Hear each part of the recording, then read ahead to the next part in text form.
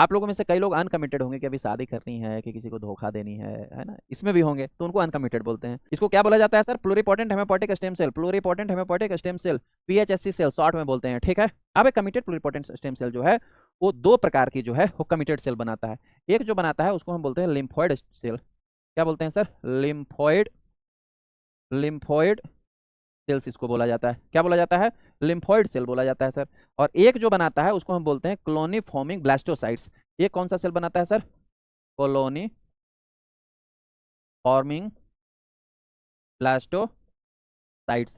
देख लो, यहाँ बताते बताते आपको याद हो जाएंगे जितना मुझे लग रहा है, अगर आप ध्यान से सुन रहे होंगे तो।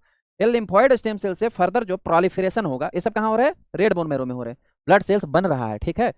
ये लिम्फोइड सेल फर्दर प्रोलिफरेशन होगा और बनाएगा लिम्फोसाइट। क्या बनाएगा सर? लिम्फोसाइट्स को बनाएगा, ठीक। लिम्फोसाइट क्या है सर? लिम्फोसाइट जो है वो व्हाइट ब्लड सेल का पार्ट है। अब ये लिम्फोसाइट आइदर दोनों टाइप्स के बन सकते हैं सर, स्मॉल भी बन सकता है या लार्ज भी बन सकता है, ठीक है। इतना सा क्लियर हो गया। अब इधर है कॉलोनी फॉर्मिंग ब्लास्टोसाइट्स। इससे तीन प्रकार के कॉलोनी फॉर्मिंग सेल्स जनरेट होते हैं सर। सबसे फर्स्ट वन जो होता है उसको हम बोलते हैं CFUE। दूसरा जो बनता है उसको हम बोलते हैं CFUGM। और तीसरा जो बनता है उसको हम बोलते हैं CFUM। ये तीन प्रकार के। CFU का मतलब कॉलोनी फॉर्मिंग यूनिट। CFU का मतलब क्या है? Colony forming unit. ई का मतलब क्या है सर? ई का मतलब है एरिथ्रोसाइट। एरिथ्रोसाइट,